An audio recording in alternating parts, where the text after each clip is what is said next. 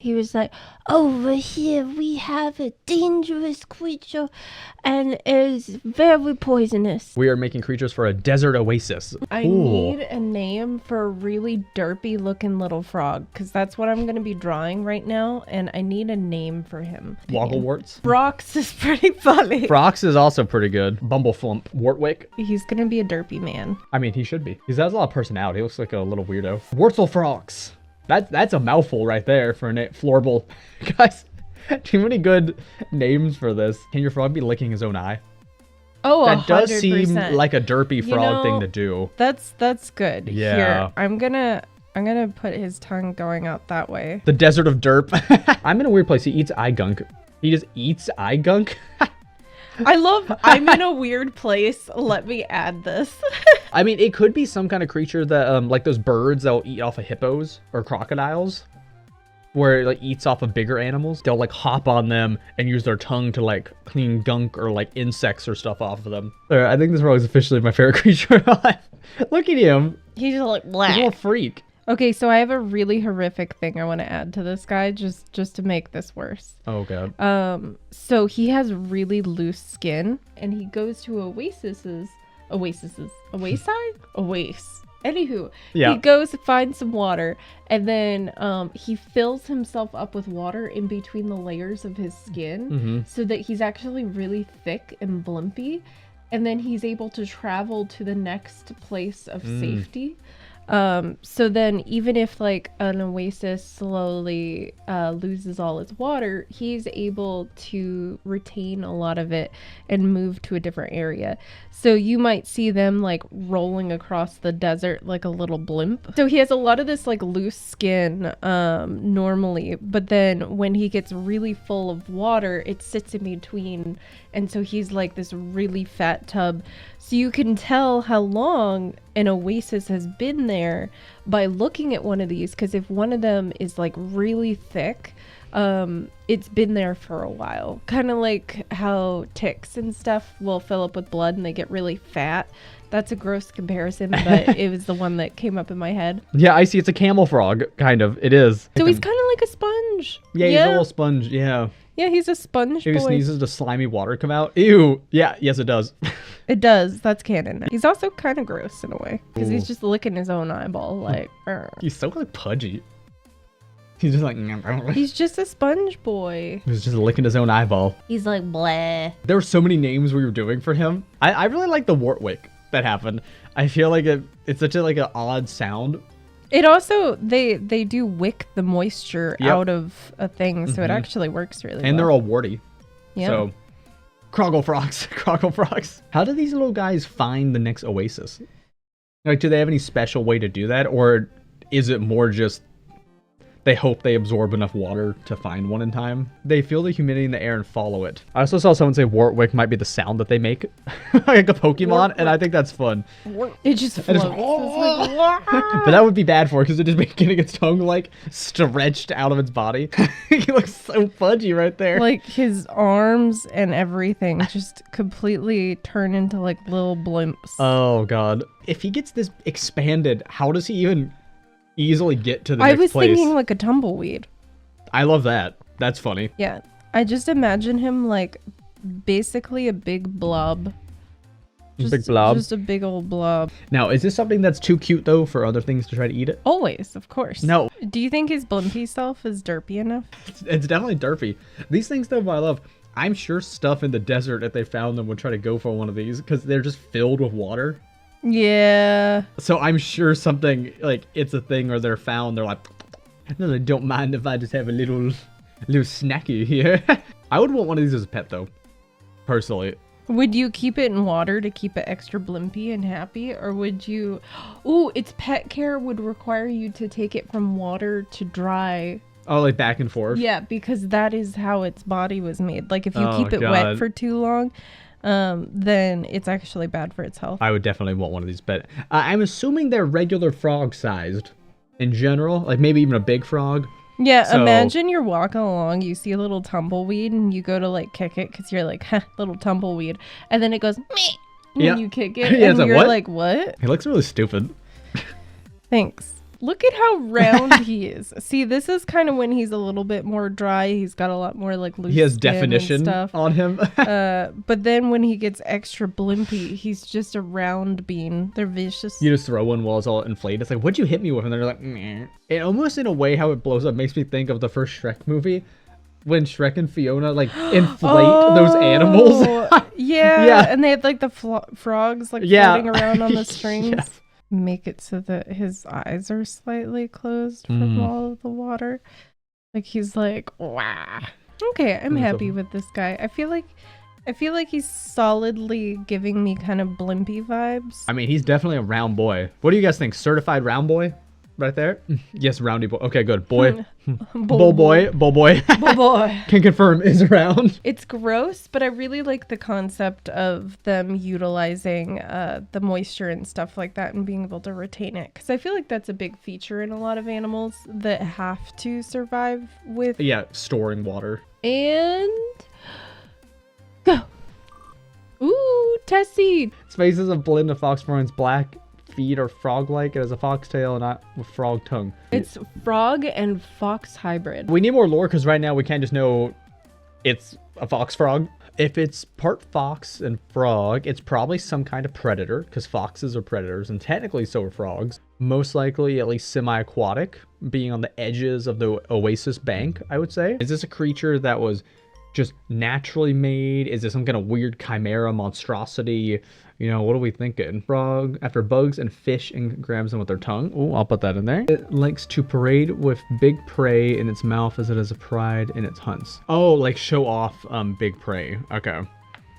Is it just like showing it off to other members of its species, or just like anything to be like, yeah, check this out? I'll just say like takes pride in its hunting skills. This sounds definitely like a creature that mostly it really needs to be near the oasis, because otherwise if it's such an amphibious creature, that is the main way it'll be safe. It comes up and chirrups to get attention. If it doesn't get it, it will paw at your leg until you look at its trophy, then it ribbits and eats.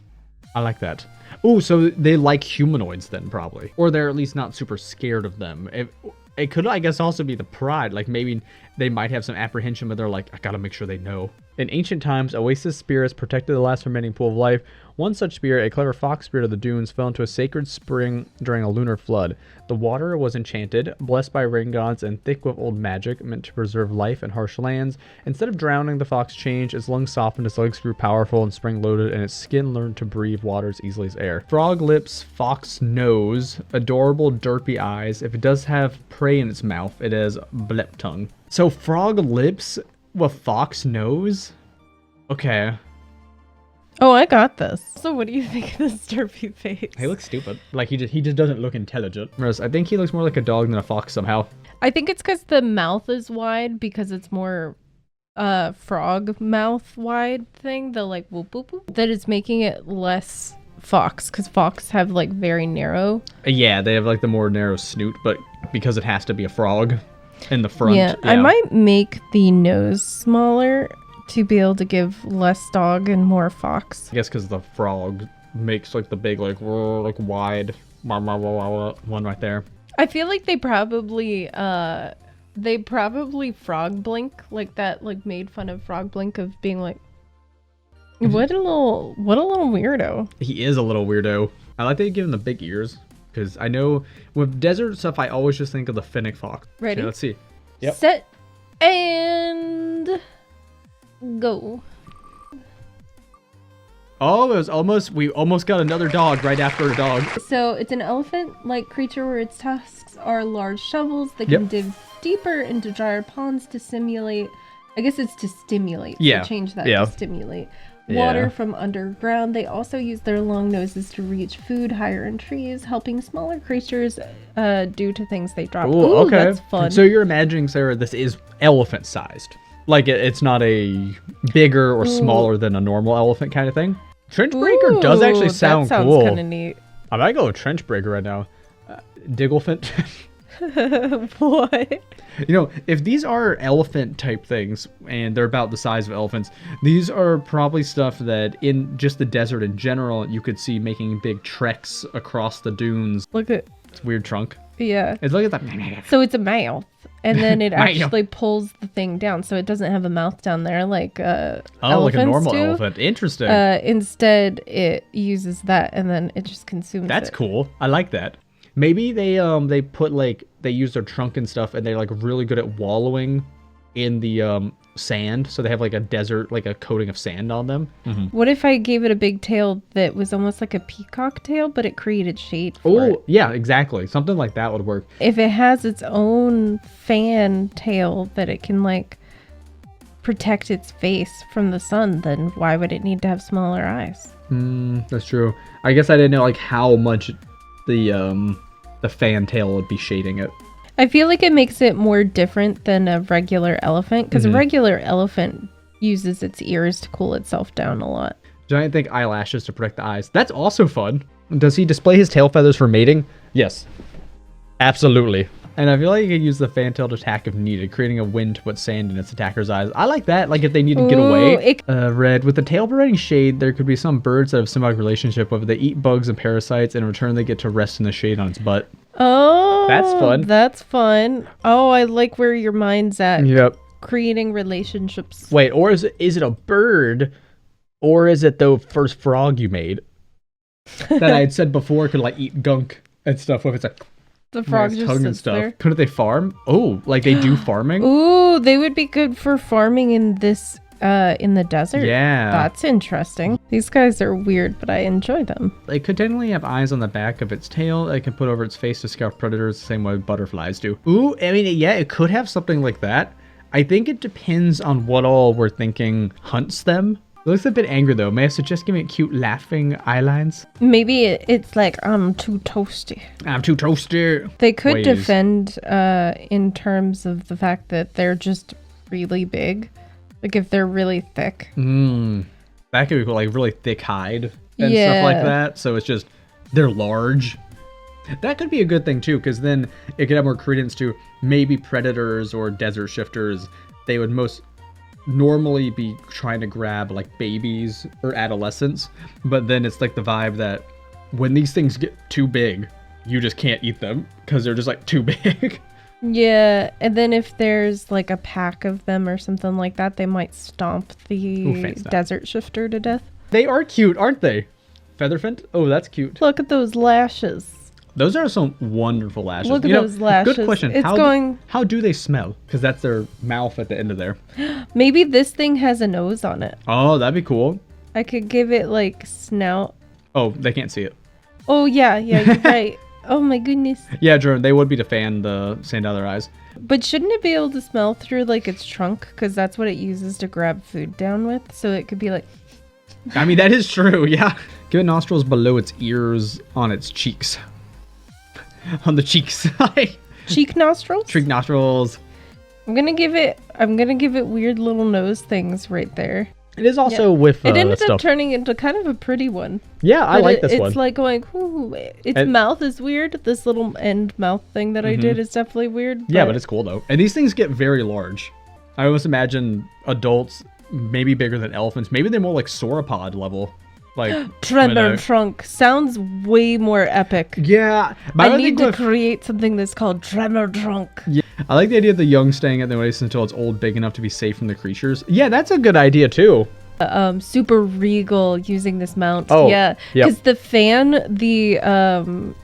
this thing could be like protecting the person on the back, and then it could fan out and go like this behind, so somebody could be like riding it in to battle, and then it just goes. Yeah. And it like shakes and like spreads out, and then the person's like to wall. To wall. Right? Yeah, no one else has said put me on there. Go. But and stuff. Oh, I see it's red. Mm-hmm. Yep. Mm-hmm. All right, for today's my creature suggestion is only a single word, and it is a gift to both Ash and David. The word is Velocirabbit. So you just like it because it sounds wait, like no, it's because maybe it's the rabbit part. It's not. It's not the rabbit part. I feel like the two. Mm-hmm.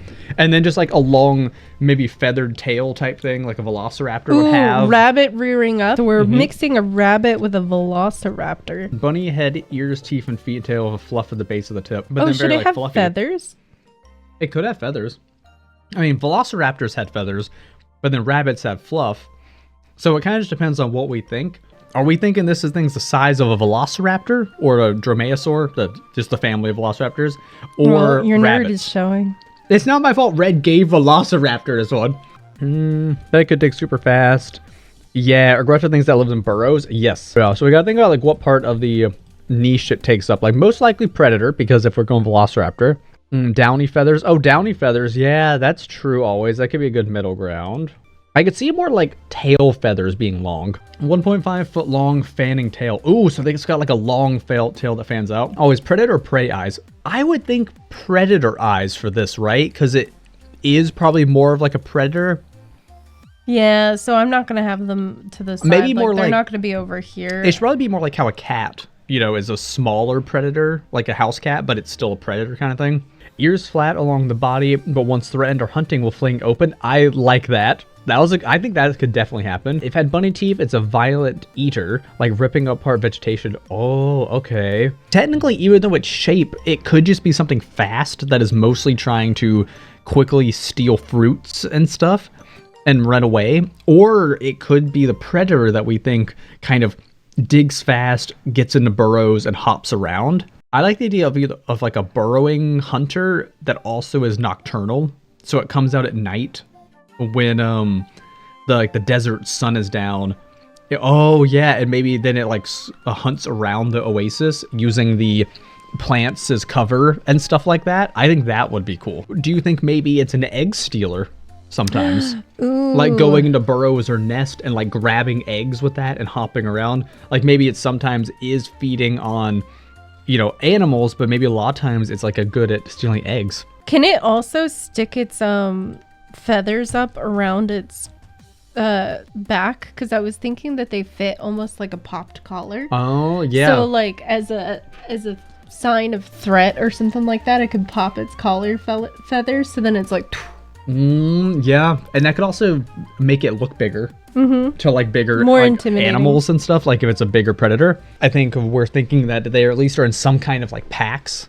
I guess if they hunt like eggs or maybe like they are egg stealers and things like that, but packs help them take on like a bit larger prey if they're needing it. So they have like family units. I was thinking the feathers come also with balancing. Oh, yes, Tessie, I definitely think true. Because like they would definitely help offset that while they're like bouncing and stuff. And maybe they could even hop up from higher and then like use the tail feather to help with their descent a little bit. Tessie, what if they make termite burrow mounds? Oh, interesting.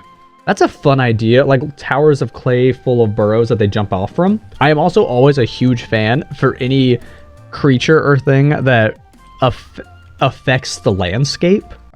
Pinks and blues. Yeah, it's also like what colors would make sense for something in a desert. But these, I guess, also use this as display and as intimidation. So like bright colors. Yeah, because it's not like it's using it for camouflage. And then have like vibrant. Some blues and greens mixed with the purple, and then it goes into sandy burrows for the rest of the body. Yeah, because the rest of it can be more hidden. Something like that, and then it could pull down as it gets closer and change like that. Yeah, I think the closer to the main body, it should be more like oranges, brown. Yeah, like and then slowly merge into like that color. It would be something like this, like really beautiful. But honestly, the more that you do something like that, the more it's like, okay, well, does this thing get hunted for this tail? Like, would this be something that, unfortunately, because the tail is so beautiful, there's like an illegal crime thing of them being hunted a lot for that tail? And then he would be more of like that color. He likes us now a little bit more because he gets treats. Hi, baby. Hello. You see? He's like, I'm too old for this. We had this guy and this derpy one. Yes. I love them. They're so derpy. They're just such a derp. And then this froggy boy. Later, taters. See you later. Bye. Bye. See you guys. Thank you guys. Woo.